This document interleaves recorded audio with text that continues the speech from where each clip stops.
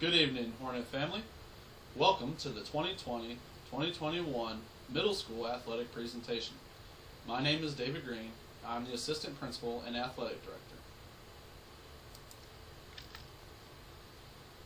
Athletics is the interscholastic athletics have a vital place in the total educational program when they are effectively planned, organized, administered, supervised, and evaluated. Through school athletics, many of the interests and needs of young people can be served better than through any other channel. Middle school athletics are regulated by the Department of Public Instruction. Under General Statute 115C-47, it makes it the responsibility of the local Board of Education to regulate extracurricular activities, including athletics. This statute reads as follows. Local boards of education shall make all rules and regulations for the conducting of extracurricular activities under their supervision, including a program of athletics, provided that all interscholastic athletic activities shall be conducted in accordance with rules and regulations prescribed by the State Board of Education. If you have any questions, feel free to click on the link in the chat box. In order for students to play athletics at Ann Chestnut Middle School, we have to discuss several requirements. The first of the requirements being the student age requirement. A student may not participate if he or she becomes 15 years of age on or before August 31st. Student attendance requirements are the next component. Attendance requirements to participate in athletics during the second semester will be based off of first semester Power School information. These requirements are subject to change based on state and Cumberland County Board of Education recommendations. Students must be in attendance 85% of the days in their previous 90-day semester. They cannot miss more than 13 days in the previous 90-day semester.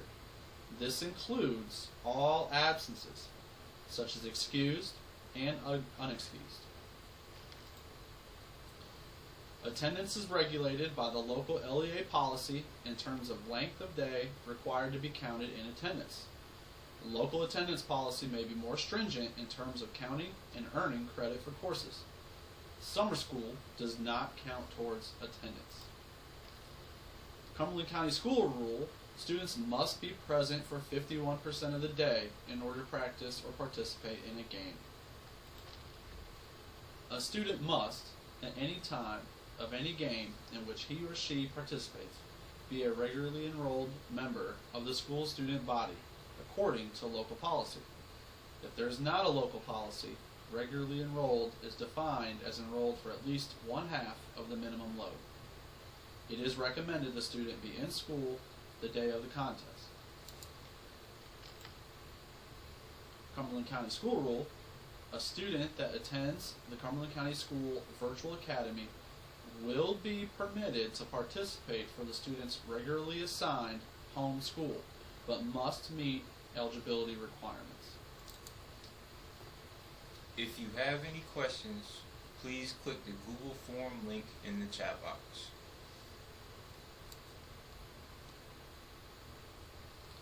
Now we're going to talk about student academic requirements.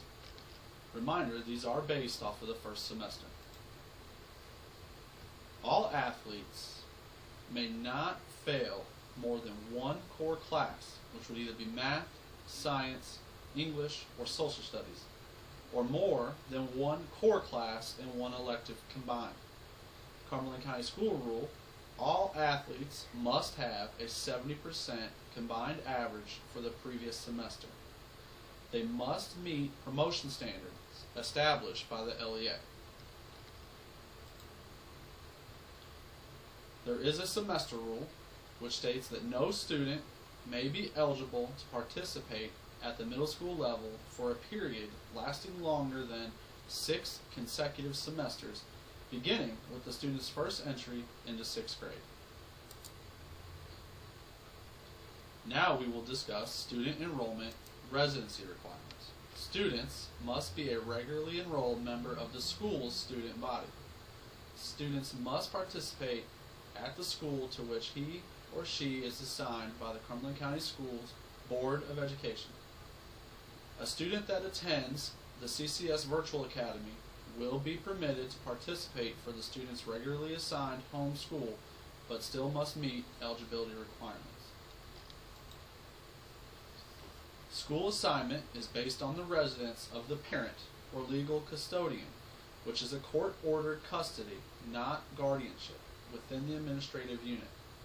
Students must live with the parents or legal custodian. A legal custodian is a person or agency awarded legal, court-ordered custody of a child. A student may not have two residencies for eligibility purposes. Residence, as used for athletic purposes, is defined as the equivalent of the term domicile, as applied by the courts of North Carolina. If you have any questions, please click on the Google form link in the chat box. We will now discuss student medical requirements. Students must have a sports physical completed on the North Carolina High School Athletic Association Sport Pre-Participation Examination Form, which can be found on the Cumberland County School website by selecting departments and athletics. If a student has a sports physical that was completed on or after March 1st of 2019, the physical will be good until June 6th, 2021. Physicals done prior to March 1st, 2019 will require a new physical. Physicals must have both the physician's signature and the office stamp. Students absent from athletic practice for 5 or more days due to illness or injury must receive a medical release by a physician licensed to practice medicine before readmittance to practice or play in a contest. At this point, we have discussed grades, attendance, age, and residency. It is now time to talk about the Final Forms requirement. Final Forms is the new student athlete registration system that is being utilized by Cumberland County Schools. It is an online enrollment platform that will streamline your child's information and registration details all in one centralized system. All student athletes will need to set up a new account for the 2020-2021 school year. This is an example of what the Final Forms account page will look like. You can access this on Ann Chestnut Middle School's website as well. Students and parents and their guardians will have to digitally complete 15 forms. You can see the example on the right. One of the forms is the sports physical that can be uploaded. Once all forms are completed, the AD can check for completion. If a form is not green, that means it is incomplete. If you have any questions, please click on the Google form link in the chat box. Once your child has met all of the eligibility requirements, to include age, attendance, academics, physical, and residency, they will be given permission to try out. We will begin to discuss our tryout and practice information. What we're seeing first is our potential athletic calendar. Traditionally, our sports would be divided between semester 1 and semester 2, but due to COVID-19, we are going to make an attempt to play all of our sports in second semester. The sports will be divided into 3 seasons. Season 1 begins January 13th and will be for boys basketball and girls basketball.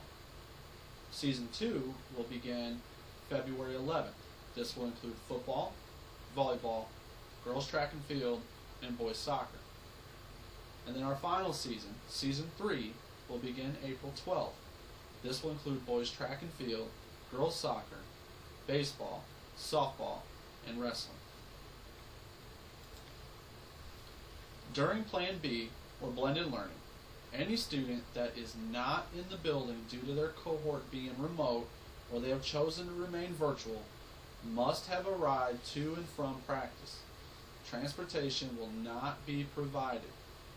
Students must finish their last class before they can arrive for tryouts or practice. Practice schedules will be provided by the student's assigned school. Students must meet all the athletic eligibility requirements to attend tryouts or practice. Again, this would be final forms registered and completed, meet the age requirement, meet the academic requirements for semester 1, meet the attendance requirements for semester 1, and meet the sport physical requirements. Alright, students and parents, let's discuss the COVID protocols. During Phase 1, each head coach that chooses to participate in Phase 1 will assign students to tryout sessions that will have a maximum time limit of 90 minutes. This time limit includes the check-in and check-out procedures set forth in this protocol. Students assigned to a tryout session are locked into this grouping, and additions are not allowed. Each group will be required to have the same conditioning times during the entirety of Phase 1. Each tryout session will involve no more than 25 individuals per facility. This includes students, coaches, and support staff in the total number of individuals per conditioning session.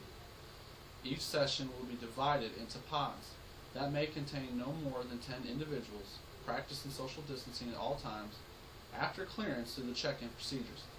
Coaches may have as many pods as they deem necessary, however the restriction of 25 individuals per facility may not be violated. Coaches will wear face coverings, masks at all times, as well as latex gloves when setting up and moving allowable equipment. At the conclusion of each session, any equipment that has been used must be disinfected prior to being utilized in subsequent training sessions. Students participating in tryout sessions will be required to have completed all athletic paperwork on final forms, wear face coverings and masks, have a Ziploc plastic bag with their name written on the outside to hold their mask, and a bottle of water upon arrival on campus. If students do not meet these requirements, they will not be allowed to participate in tryouts. Athletes will not be allowed to enter the school building while attending a tryout session. In the event of unexpected severe weather, coaches may use one of the gymnasiums to shelter in place while awaiting the arrival of student transportation. Social distancing practices will be in place at all times. Students should report directly to the designated area for their sport to check in, as instructed by their sports coach. Signage will be visible at each sports check-in location. Upon arrival, students will be required to submit to the following procedures. Students must be wearing their face covering and show that they have their Ziploc bag and water prior to going through the subsequent steps of a check-in procedure. They will have a temperature check. Using a non-contact thermometer, staff will access the student's temperature.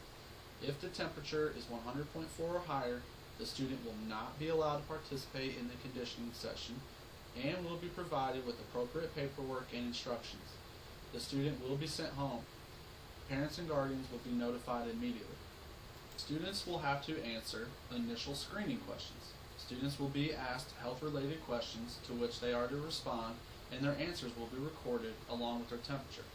If any student refuses to answer a question or their answer does not meet the standards set forth by the NCHSAA or the NCDHHS, the student will not be allowed to participate, and school staff will follow the appropriate guidelines as outlined above. All students that meet the temperature check and initial screening questions portion of the check-in will then be asked to sanitize their hands and arms using hand sanitizer or a portable washing station. After sanitizing, students will then be directed by school staff to their appropriate facility. Each coach will have areas of the facility marked to ensure that students maintain social distancing during the session. Students must provide their own water. Water bottles need to be labeled with the athlete's name on the bottle. No water, no workout. At the conclusion of the conditioning session, School staff will escort students to the designated checkout area where students will again sanitize and await their transportation if necessary. Students will be strongly encouraged to bathe upon arrival at home and launder their workout clothes. If you have any questions, feel free to click on the Google form link in the chat box. Alright, parents and students, let's say you have met all the eligibility requirements and you have made the team. Now we're going to discuss athletic contest information for spectators. These restrictions are based on state and local LEA policy, COVID-19 mandates. First, let's talk about ticket sales. Ticket sales will only be purchased online. There will no longer be a cash exchange. The link will be placed on the school's website. Only the players' parents will be able to purchase tickets for home games. These tickets will be restricted to 25 spectators inside the gym. These restrictions are based on state and local LEA policy and are subject to change.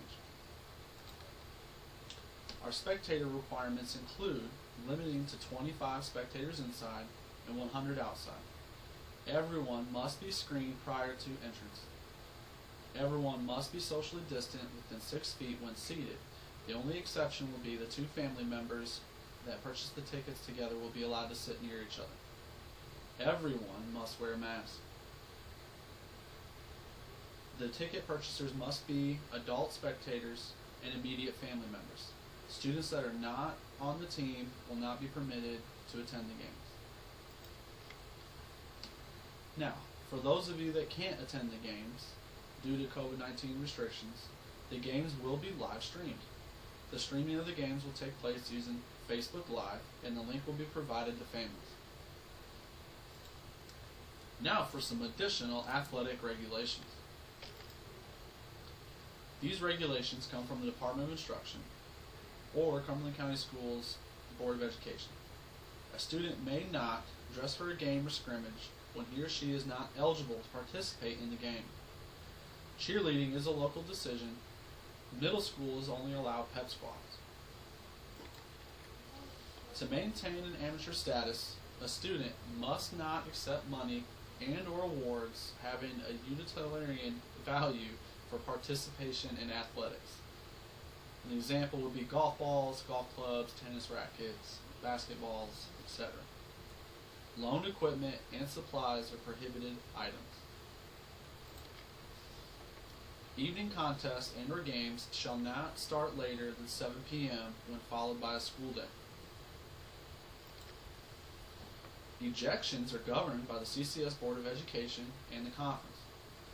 The minimal requirements for ejections are, on the first offense, you will be reprimanded and suspended for the next game at the level of play and any intervening games at either level. If a student is ejected for fighting, it will lead to an automatic 4-game suspension. Any student suspended must complete the NFHS sportsmanship course prior to returning from suspension. On the second offense, students will be placed on probation and suspended for the next 2 games at the level of play and intervening games at either level. If they get suspended for a second fight, it will result in the suspension for the rest of the year from athletics. If there is a third offense, the student shall be suspended for 1 calendar year from athletics. We do have several parent expectations. Parents, it is very important that you serve as role models and that you support your student athletes. The first time a parent is ejected from a contest, they will receive a warning letter and must complete the NFHS positive parenting course and provide the school AD with the completion certificate prior to returning to a game. The second time a parent is ejected, they will receive a no trespassing letter that will be issued for a period of 365 days. That letter is good for all schools in Cumberland County. We do have some specific practice rules. Cumberland County Schools does not allow for Saturday or Sunday practices at the middle school level. Practice should not go beyond 2.5 hours during the season. and no practice is allowed on teacher work days, with the exception of year-round schools, because it is possible that year-round can have a work day when traditional is in school. Intersession, we also have practices and games. There is no off-season skill development.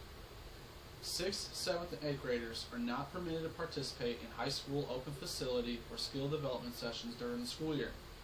Starting April 1st, 8th graders may go to the high school to lift weights, but only if they are not participating in a spring sport, or in this case, the Season 3 sports. If you have any questions, feel free to click on the Google form link in the chat box.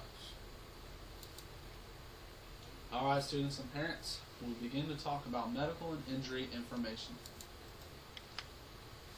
The first one we're going to talk about is concussions. An athlete with a suspected concussion cannot return to play until he or she is cleared by a licensed medical physician. State policy is, when in doubt, sit them out. The return to play form must be signed by the licensed medical physician prior to practicing and or playing again. The return to play forms must be on the NCH SAA return to play forms. Other forms or doctor's notes will not be accepted. Athletes and parents and coaches and all involved with the program must receive education regarding the signs and symptoms of concussions. All must sign a form indicating the education session has been conducted. This is also a part of the final forms registration. All schools must develop and post an emergency action plan. This would be located at all sites. Heart issues. There are red flags that can tip us off during an undiagnosed heart problem. Chest pain with exertion, passing out or fainting from exertion. This is not normal or due to being out of shape. Family history of a sudden cardiac death or unexplained death before the age of 50. One take-home point is any athlete who passes out or has chest pain with exertion needs a medical evaluation. Asthma. Asthma attacks remain a leading cause of death among young people. Be aware of common asthma triggers. Respiratory infections, both extreme heat or humidity, or cold and dry air, pollen, and other allergens. Another take-home point, know who your asthmatic athletes are and make sure they have accessible inhalers. We do not allow students to come to practice who have been diagnosed with an inhaler or with asthma without their inhaler.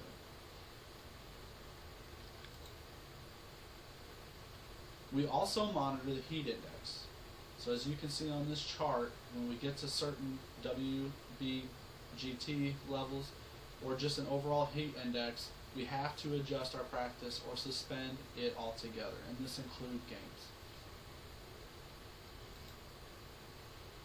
Neck injuries.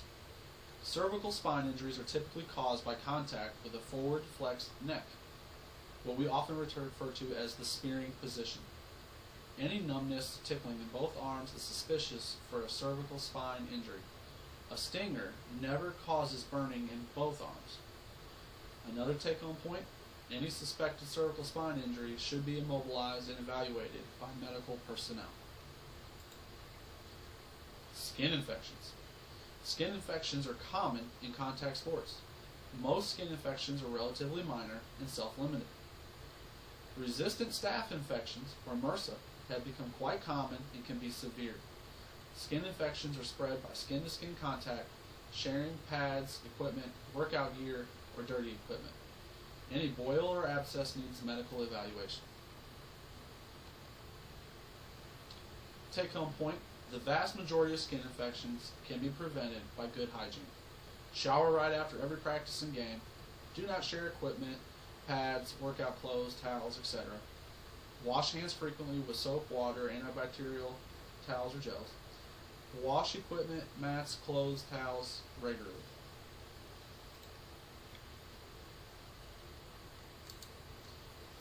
Students and parents, this concludes the presentation. We hope each of you have a fantastic sports season for Cumberland County Athletics. Please make sure that you open the Google form link below to acknowledge that you have viewed this presentation and submit any questions you may have. Also on this page is the ACMS athletic website. And again, that Google form link is mandatory for your child to be able to participate in athletics. It's just one of the requirements, such as academic, attendance, age, and residency. Thank you. Hope you all have a great evening. We'll see you soon.